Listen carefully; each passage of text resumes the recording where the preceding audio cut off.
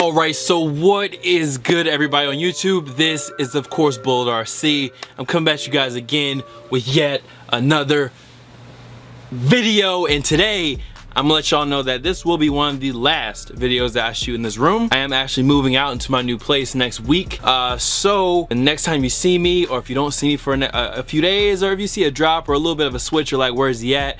It's because, you know, I'm moving boxes of shoes. You guys can't see, but all the shoes down there are basically gone. There's usually a stack down there that's gone as well. And behind you, there's some stacks that are completely not even in the room anymore. And I will have a video, and that's why I haven't done my 400K video yet, because it involves the new place. So just be looking out for that.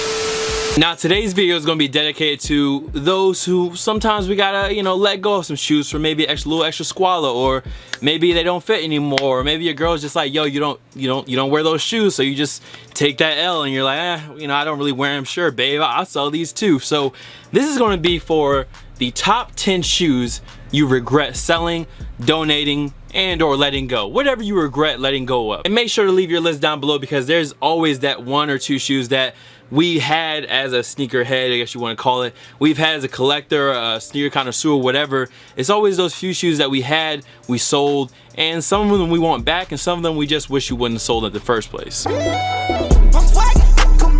So for our first shoe, and remember these are in no type of order, we're gonna go with the green Bean 5 line. Let's take it back to 2006 when the Stealth 5s released. Of course, these joints, the green Bean 5s, which are the all 3M and lime green 5s, and then you had the pink pair, which was all gray 3M and a little bit of pink. Now, I got my green Bean 5s, I would say a few years ago, probably in 2011 or 2012, maybe in 2013. I paid $115 for them.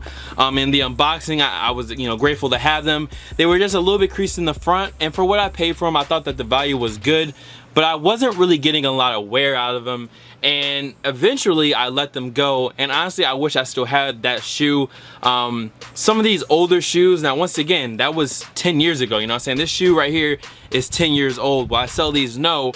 And I really should have kept my green Bean 5s. And it's kind of hard to find some of those older shoes in the condition you want for the price you want to pay. It's weird how some of the prices have fluctuated for some of the shoes. Like these shoes you can probably get them for still pretty cheap. They're not like really a hype Jordan release, but I haven't really seen a lot of green Bean 5s on the marketplace. Now with shoes that you sell, sometimes you sell them and you may want them back, but you won't buy them back. It's kind of hard to explain. Once you sold it and let it go, you've already let it go. You don't want to like bring it back. It's hard to explain, but that's my first one I'm going to talk about, which is the 2006 green Bean 5s. Gone for like $115. I really should have kept those. Now the next shoe we're going to talk about is one I really wish I would have kept, because I sold them, and at the time when I sold them for pretty cheap compared for what they go today. So I'm gonna bring these right here. Hopefully my foams, no, my foams did not fall. Maybe they will in a second. But that is the Yeezy 350. Now I had the original Turtle Dove 350 joints, and I sold them for I wanna say I sold them for around $650 to $680. And the original Turtle Dove 350 is the most valuable 350 out on the market. And if I would have kept that shoe and sold it now, I probably could have gotten upwards to $1,000. And why was I selling it? Why? Because you guys know I don't really sell a lot of my shoes. Why was I selling it? Because it was a 13. The whole story with that shoe was I had a size locked down. I get them in. They're not my size. They're a size 13. So I do a 3-way trade for a size 12. I do this trade with the 13, and then I get another 13. So I'm sitting here with this size 13 Yeezy boots that I'm not gonna wear, because I don't wanna wear a 13 because they're already too big. They're flopping, and why would I wear this size 13? It doesn't even fit me when I can just sell it and get some of my money back and then buy another pair. Little did I know I'm gonna sell them for $650 or $680 when they first came out, because I'm just trying to get them off quick. And if I would have just waited, I probably could have gotten upwards of $1,100 to $1,400 maybe in today's market for that original pair. So I literally sold mine. If that guy's still sitting on my pair that I sold for like $650, he's sitting on probably like $600 or so dollars of profit that he can possibly make, unless he sold them. So that was my number two. Now these next two, they're older shoe purchases that I got a long time ago, and it was basically all my foams. If you guys don't know, in Foamposites I wear like a 12.5. That would be my perfect size. I don't like having the 13 because then they're just too floppy. I'm not a big fan of a 12 because with the 12 they're a little snug. Like my Supreme foams are size 12, and I feel like those are one of the only pair of foams that I have left. I had the Yeezy foams, and then I had these foams, and those were the last two that survived. And the 3 pair of foams that I can remember that I really wish I would have kept, I sold my electric blues. I sold my electric blues for like $290 after wearing them like, I would say 5 to 6 times, maybe 4 to 5 times. So at that time, for me, a $300 come up for shoes I already wore 5 or 6 times. I just let them go. And honestly, I wish I would have kept them. The electric blue foam pros were dope. Another one was the pine green foams that I actually lucked up on. I got the last size 13 in one of my local malls. I sold those off too. I had the all metallic red foams. I sold those off too. And like I said, man, the main reason for me selling those was just because they were uncomfortable, man. Or I had a size 13 and they were too big. The foam is just not a good shoe for me. Some people really like Foamposites, but for me, they haven't been comfortable at all, and I rarely ever wear them. I rarely wear this foam right here because they aren't comfortable. They're size 12, but I'm not selling them, and I'm gonna tell you why I'm not selling them, because there's another shoe on this list that deals with those, and that's why I have them here. So that's my third one I'm gonna talk about, are all my Foamposites that I sold. Some of them wish I would have kept them, but the market for foams kind of crashed. It was weird. Like the whole Nike basketball market just kind of sank. Now this next one I luckily got a delayed W on because they did re-retro this joint, and that is the Metallic 5. Oh, I thought my shoes were gonna fall again. That is the Metallic 5. Now this one, of course, is the new version from 2016 with the Nike Air, which I'm glad they brought back because I was able to get them back. But I sold my 2011 ones, which I kind of like that suede or the nubuck that they were using. I like that a little bit better than I guess this OG close, as close as you can get OG material. But I sold my 2011 pair of Metallic 5s, probably worn 5 to 6 times maybe. I sold them to my homie for $75. Now, y'all gonna probably be like, whoa, why'd you sell them for so low? Me and my homie D, you guys know him, he sold me those Safari 95s for $75. And when you got fam or people close to you like that, you're not scalping, you know what I'm saying? You're not trying to knock people's heads off. And it was a shoe that I didn't really wear at the time. So I just was like, yo, 75, you know, clean my hands off. Here you go, 75 Metallic 5s. So luckily, this year they brought them back, albeit for $220 with the Nike Air. I've already talked about that. You guys have seen that video. I'm just glad to have them back. With Nike Airs, even better. Soles aren't cracking. This is just a nice piece to have in the collection. I don't see these going anywhere soon because I sold them once and I want them back. So even if I think about selling these, it's like, bro, you're gonna want them back. Like, there's no need. Don't let them go because you know you're gonna want them back.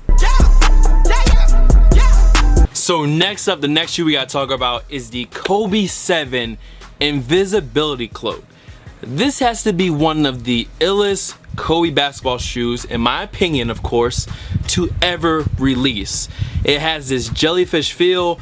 They call it Invisibility Cloak because it's like a blue iridescent with a purple. The all bottom was icy, and it took me, let's see, how long did it take me to find this pair of shoes? It took me around a year and a half of like light searching. When I say light searching, I mean like I'm going around and I check for it. If I see a Kobe, then I check for it. I'm not like searching for it like every day on eBay trying to find it. I'm just searching something light, something light. So I finally find them, and shout out to my dude Deshaun. He sold them to me for I believe about $170, and that was when the market was still kind of high for them. I want to say they were going for 2 to 3 at that time when Nike basketball was still popping. And I got these shoes, man. They were a size 12, and the Kobe 7 ran small. I did not care. I was like, yo, bro, I've been looking for them. Let me get them.